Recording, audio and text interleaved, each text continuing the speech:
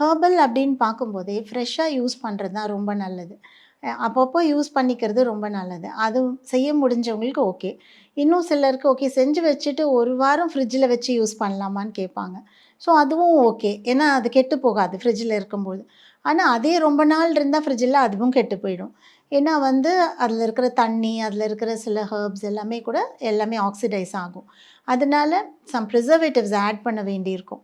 அந்த ப்ரிசர்வேட்டிவ்ஸில வந்து ஹெர்பல் பேஸ்டா இருக்கிற ப்ரிசர்வேட்டிவ்ஸ் இருக்கு. சிலது கெமிக்கலா இருக்கும். அதில எது மைல்டு அப்படின்னு பார்த்து அந்த ப்ரிசர்வேட்டிவ்ஸ தான் யூஸ் பண்றோம்.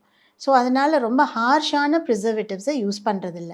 Even what we can take internally like citric acid, sodium benzoate இந்த மாதிரிலாம் எப்படி நம்ம ஜாம், ஸ்குவாஷ்க்கெல்லாம் யூஸ் பண்றோமோ, அந்த மாதிரி ப்ரிசர்வேட்டிவ்ஸ் தான் நம்ம ஈவன் ஹெர்ப்ஸ்க்கு யூஸ் பண்றோம்.